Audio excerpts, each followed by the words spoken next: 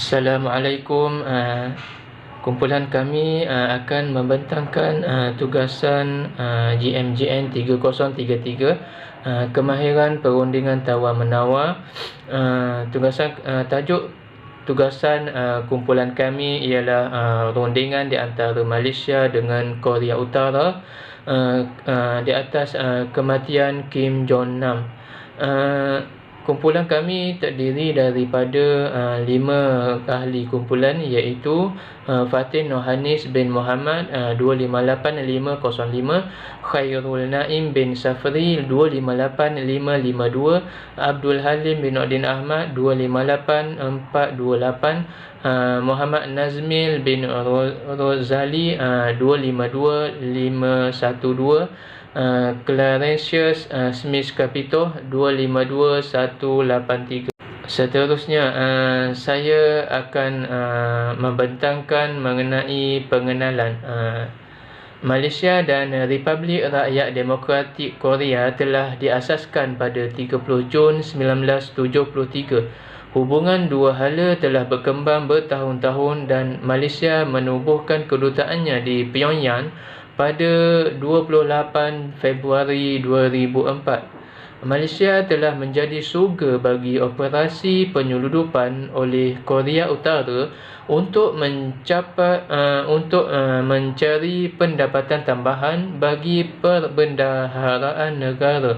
Mereka juga membeli produk berkualiti tinggi di Malaysia untuk golongan elit di Pyongyang. Malaysia disebut sebagai salah satu jendela untuk kerajaan Kim Jong-un untuk terus membuka rangkaian ekonomi di Asia. Namun, hubungan Malaysia dengan Korea Utara berubah di atas kematian Kim Jong-nam. Seterusnya, saya serahkan kepada ahli kumpulan lain untuk pembentangan seterusnya. Assalamualaikum dan selamat sejahtera. Nama saya Fatin Nohanis binti Muhammad dan nombor matrikat saya 258505. Okey, part saya nak jelaskan tentang latar belakang lah. Korea Utara semakin terpencil dan negara Malaysia pula bukanlah rakan dagang terbesar Korea Utara. Walau bagaimanapun, di tengah-tengah sekatan besar-besaran PBB, mana-mana sumber kecil boleh memberi impak besar pada ekonomi Korea Utara yang kini mengalami sekatan oleh Perhimpunan Pertubuhan Bangsa-Bangsa Bersatu. Seterusnya, hubungan diplomatik kedua-dua negara mula dibuka bekas Perdana Menteri Mahathir Mohamad. Siapa tak kenal Perdana Menteri kita yang dulu? Perdana Menteri Mahathir Mohamad, semua kenal kan? Okey, seterusnya rakyat Malaysia bebas melancong tanpa visa ke Korea Utara. Walau bagaimanapun, imbangan perdagangan kedua-dua negara pada 2015 hanya bernilai $5 juta AS. Dan yang terakhir, pernah 300 pekerja Korea Utara bekerja di Lombong Aram Batu, Selentik, Distrik Aman, Sarawak, di bawah penyanyi khas untuk Kerajaan Negeri Sarawak dan Kerajaan Korea Utara. Okey, seterusnya isu dan permasalahan ini akan diterangkan oleh kawan saya. Terima kasih. Assalamualaikum. Isu ini timbul kerana berlakunya pembunuhan Kim Jong-nam, anak kepada diktator Korea Utara mendiang Kim Jong-il dan abang tiri kepada pemimpin utama Kim Jong-un. Pada 4 Mac 2017, Duta Korea Utara Kang Chul diisytiharkan sebagai persona non grata kerana diusir dalam tempoh 24 jam daripada negara Malaysia kerana memperlekehkan siasatan pembunuhan itu. 2 hari selepas kelonggaran lawatan tanpa visa untuk Korea Utara ditarik balik. Okey, bagi permasalahan pula, Kerajaan Malaysia dan Korea Utara telah bekerjasama dalam proses siasatan kes pembunuhan Kim Jong-nam ini. PDRM dan ahli pakar kimia telah menjalankan siasatan secara terperinci dan menggunakan alat elit siasatan sehingga dapat mengenal pasti dan berjaya menangkap suspek. Selain itu, seorang doktor kerajaan, Rajini Sivanagabalan, yang pakar dalam racun, kemudian memberi keterangan bahawa senjata yang digunakan iaitu bahan VX tidak boleh membawa maut jika dalam dos yang sangat rendah. Hubungan diplomatik Malaysia dengan Korea Utara adalah sangat baik dan telah menjalankan hubungan diplomatik sejak tahun 1973. Kuala Lumpur juga pernah menjadi bandar pilihan untuk pertemuan tidak rasmi antara Washington dan Pyongyang. Namun demikian, pada 13 Februari 2017, Kim Jong-nam, abang tiri pemimpin Korea Utara Kim Jong-un, telah dibunuh di lapangan terbang antarabangsa Kuala Lumpur II. Ini telah menyebabkan pembunuhan tersebut memberi kesan terhadap hubungan diplomatik kedua-dua negara ini. Jika dilihat permasalahan yang timbul hanyalah satu pembunuhan semata-mata, tetapi ia melibatkan dengan pemerintah Korea Utara.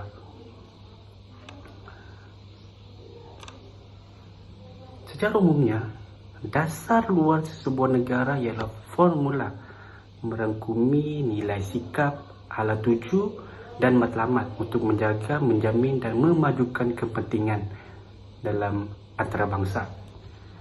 Hal tersebut ialah dasar yang diamalkan oleh sesebuah negara terhadap negara lain untuk mencapai kepentingan nasional negara tersebut. Apabila perkongsian diwujudkan, dasar luar sebuah negara ditujukan kepada negara lain yang dianggap boleh membantu atau memberi manfaat kepadanya. Kerjasama adalah untuk memenuhi keperluan atau mencapai faedah yang diingini bagi sesebuah negara yang berdaulat. Bagi Oliver, perundingan adalah satu proses di mana setiap pihak yang berunding mempunyai kuasa ke atas penyelesaian tersebut. Dan beliau juga berpandangan rundingan adalah salah satu transaksi di mana kedua-dua pihak mempunyai kuasa veto ke atas keputusan muktamar. Pada peringkat awal, menerangkan situasi atau masalah, perunding perlu bertanya kepada diri sendiri apa yang mereka perlukan. Walau bagaimanapun, perunding harus sedar bahawa isu itu mungkin melibatkan lebih daripada satu isu dan setengah isu lebih penting daripada yang lain.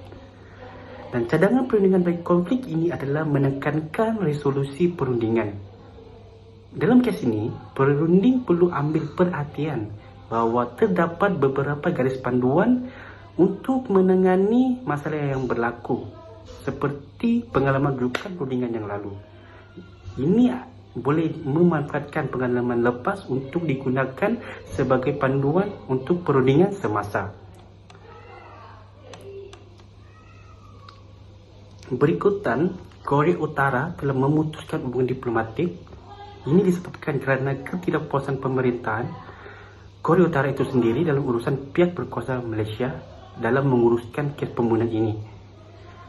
Namun demikian, kerajaan Malaysia pada ketika itu tidak memandang hal ini sebagai satu untuk merusak hubungan diplomatik.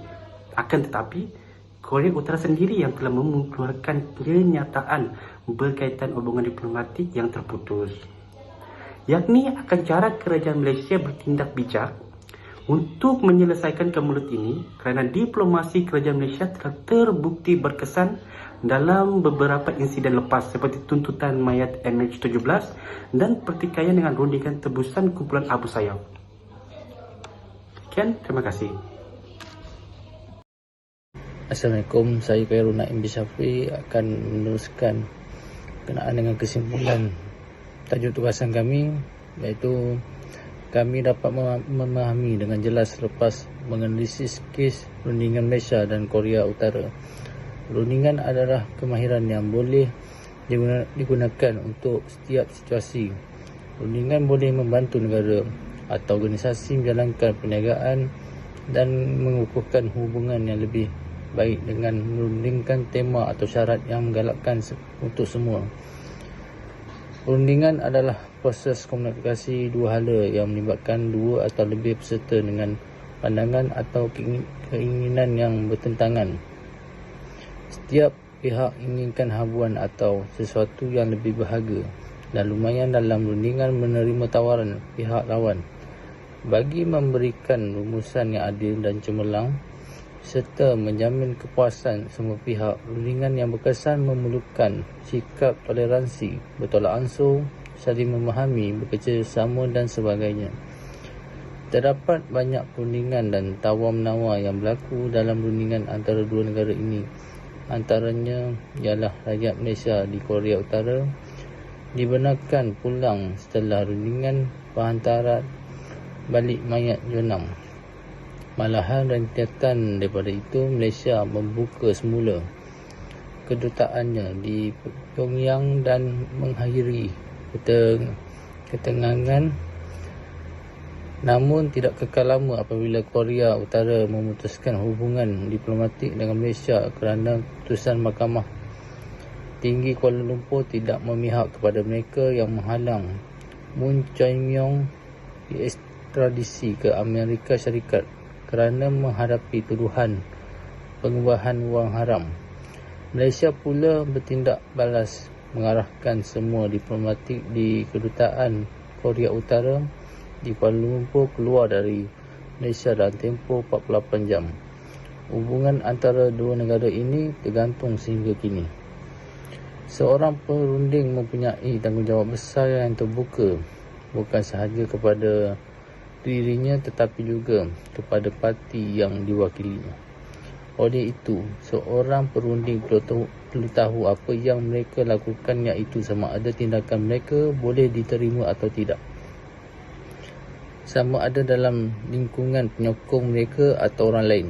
Perunding yang berwibawa ialah perunding yang boleh diterima oleh semua pihak, sama ada penyokong mereka, orang lain maupun masyarakat setempat.